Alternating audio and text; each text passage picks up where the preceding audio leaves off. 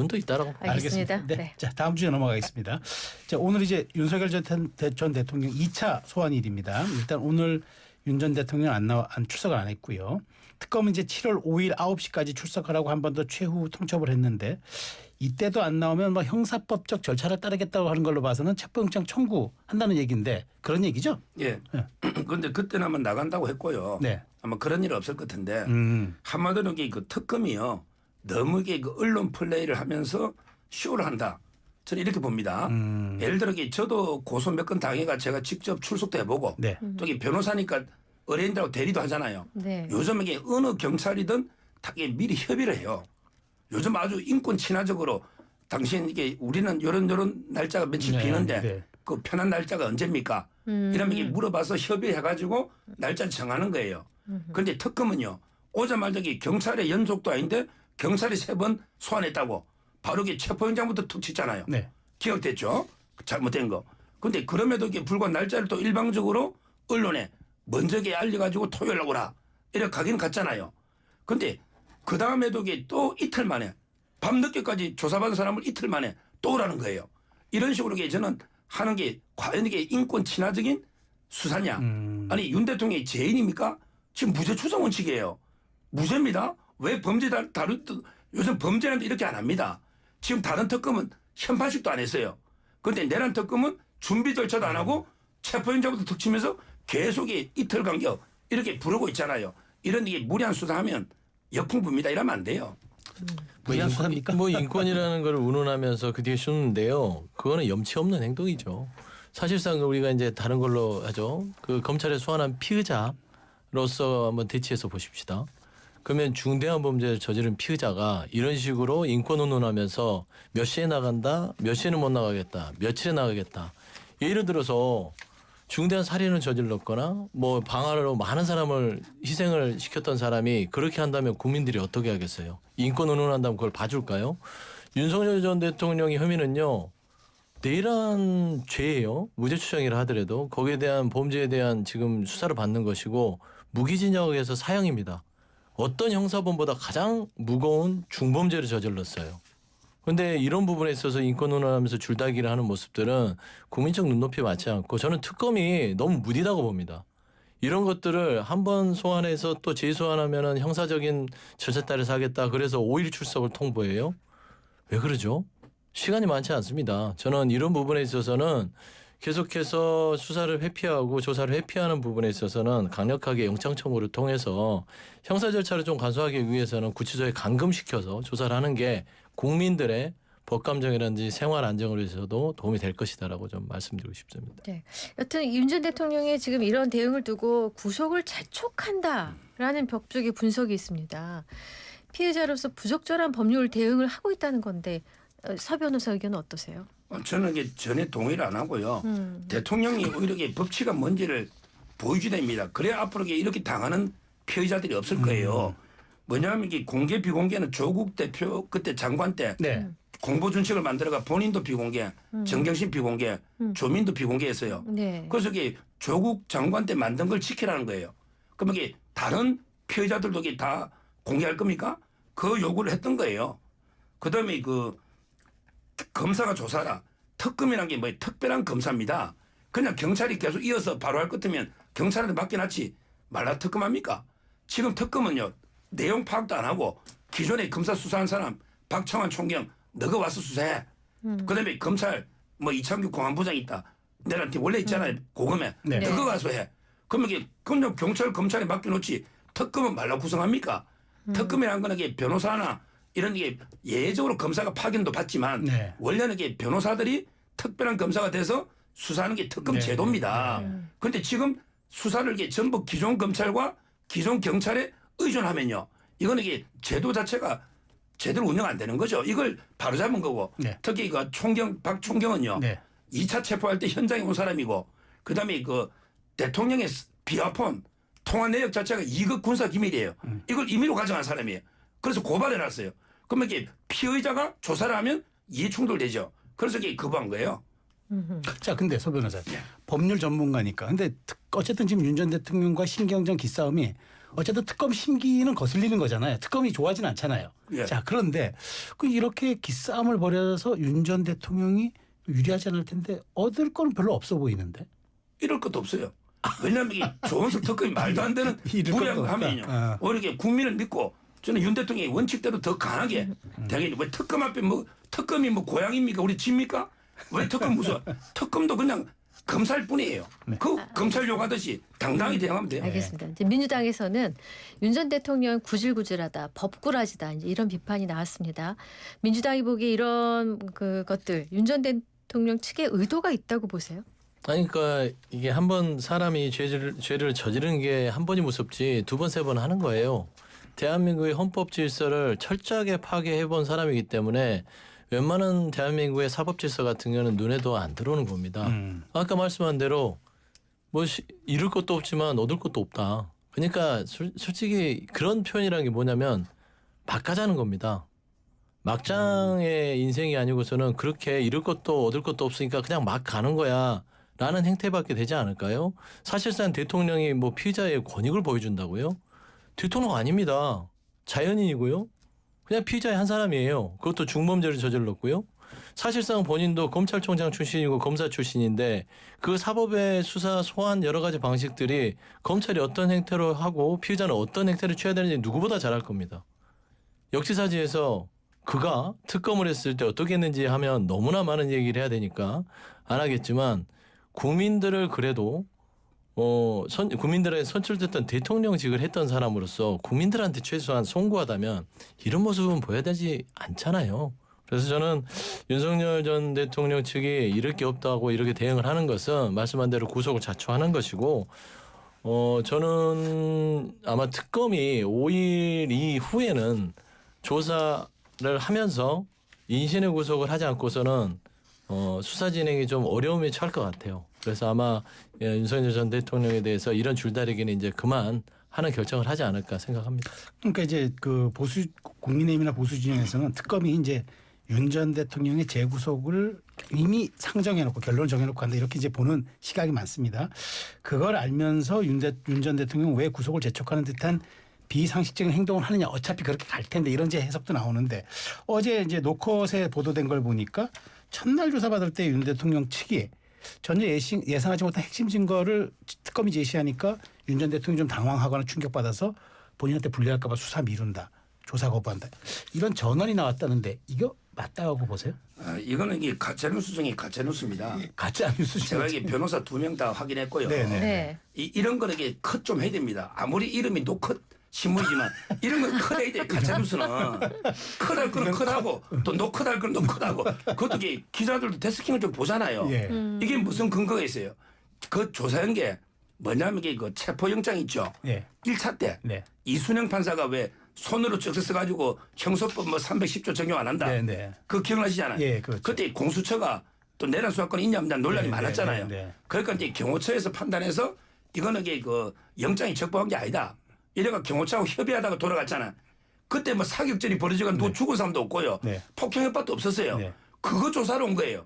그러니까 거기에 무슨 결정적인 증거가 불리한 게 있을 게 뭐 있어요. 네. 그건 경호처가 알아서 할 문제고. 네. 따라서 이거는 진짜 저는 잘못된 제가 확인한 바로는 네. 무슨 핵심 증거가 나오냐. 네. 그보다는 이게 아까처럼 처음에 박창환 총기 누군지는 몰랐는 거예요. 네. 그래서 조사받아 들어갔죠. 딱 이야기해보니까 그때 체포 2차 때 놓고 또 이게 고발한 사람이다 이거야. 그래서 이제 그 점심 때 회의를 해서 바꾼 거죠. 네. 전혀 아무 증거가 없습니다. 아니 그러니까 허위사실을 하는 게 제가 다시 한번 아까 그 얘기를 특검법을 짚고 가려다가 이제 다른 얘기를 했는데 네. 특검법에 그래서 특별한 특별한 검사들이 네. 하는 건데 경찰을 지정을 하면 그 수사할 수 있는 권한이 있는 거예요. 그리고 일반 피해자들이 대한민국 국민들이 경찰 수사 안 받습니까?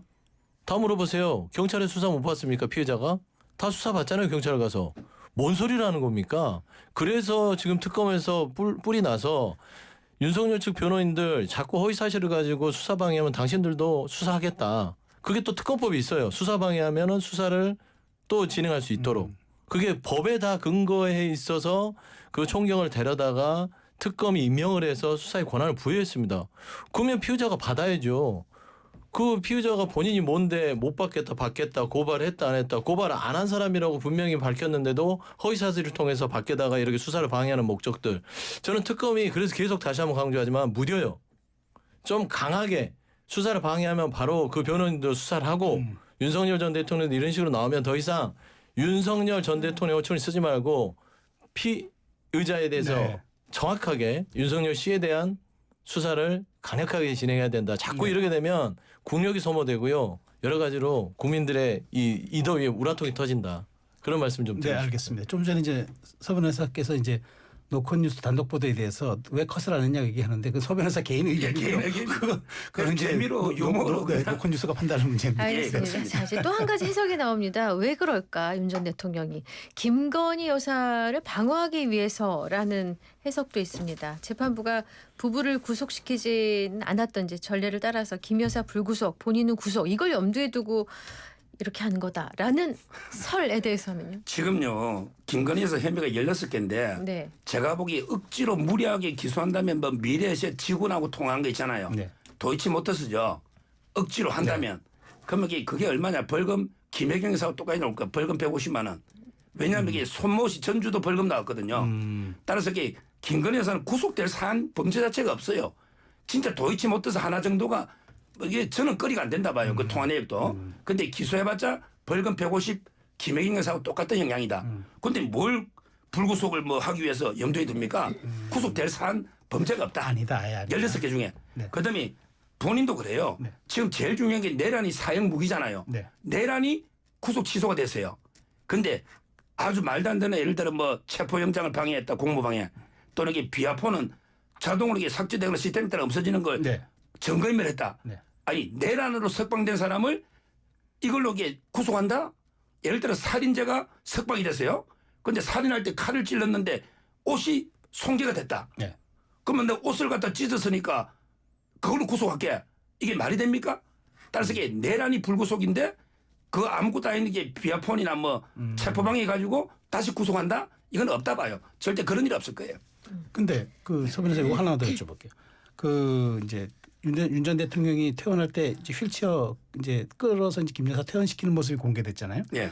근데 일각에서는 아니 이게 김 여사가 그렇게 상태가 나쁜 게 아니다. 뭐 이런 얘기들이 이제 인터넷을 통해서 나오는데 실제 좀 내용을 아시잖아요. 예. 저는 어떻습니까? 직접 여기 그 보호자 가족하고 직접 여기 확인했죠. 네네.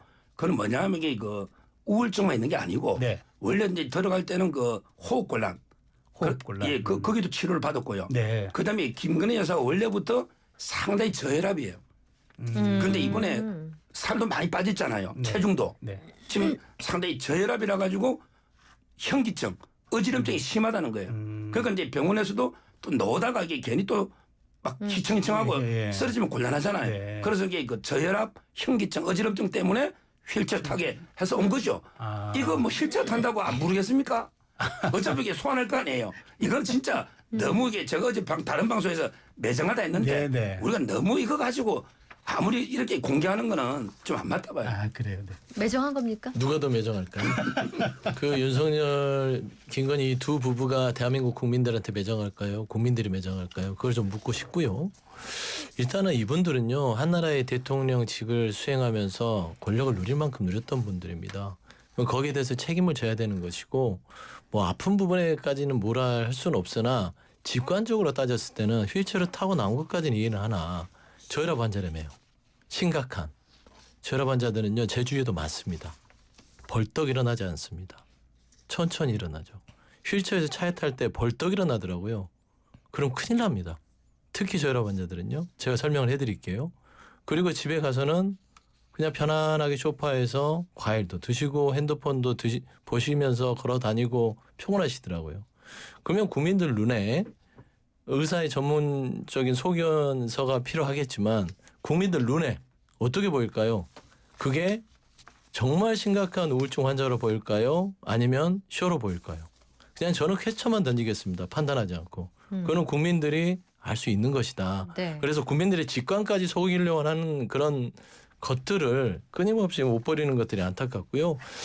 김건희 씨에 대해서 저는 윤석열 전 대통령이 배려를 하고 있다고는 봅니다. 사실상 윤석열 전 대통령이 보이는 특검과의 줄다리기는 본인 배우자에 대한 이름을 거는 특검에 대비하는 표본, 길라잡이다. 나처럼 해. 이렇게 해야 돼라는 걸 보여주는 거예요. 특검의 기싸움에 안 죽으려면 들어갈 때부터 나처럼 소환의 줄다리기를 하고 정당하지 않은 부분에 대해서는 인권은 운운하고 좀 소환을 늦추려면 건강은 운운하고 이런 식으로 하라고 지금 보여주는 거라서 저는 참 그 두 부부의 뭐 서로 인간적인 부부관계는 알겠으나 참 국민들 눈에 몹쓸 짓을 하고 있다라고 평가가 되고요. 네네. 근데 두 부부 다 구속이 될 가능성이 높다. 저는 그렇게 평가합니다. 네네. 자, 이제 서 변호사 김건희 이제 특검 이제 내일부터 본격적으로 조사를 한다고 합니다. 그러면 이제 김 여사도 소환해야 될 것 아닙니까? 그럼 언제쯤 될 건지 또 김 여사 측은 또 어떤 전략으로 여기 대응할 건지 좀 들으신 바 있으세요? 예, 아마 근데 그 김건희 여사 특검은 그 판사 출신이에요. 중앙지방법원장 민중기. 네. 이분에게 좀 절차를 지킬 것 같아요. 그러니까 준비 절차 충분히 하고 네. 그다음에 관련 참고인들 다 부른 다음에 네. 한 중반쯤 돼서 마지막에 김건희 여사를 한 부르지 않을까. 이렇게 했을 때가 시간이 좀 여유가 있다. 윤 대통령 특검은 틀릴 것 같아요. 네네. 그리고 이제 변호사를 지금은 이제 그 최지우 변호사라고 청와대에 있던 네네. 대통령실에 예. 한 분이 했었어요. 네. 이제 한 4-5분 정도로 보강한다고 합니다. 네. 보강이 됐습니까? 지금 이제 하고 있어요. 하고 있어요. 아직은. 네네. 그래서 한 4-5분 정도 보강해서 네. 정당하게 소환이 응해서 네. 당당하게 무혐의를 밝히겠다. 그러면서 이게 오히려 잘 됐다는 변호사들 분위기도 있어요.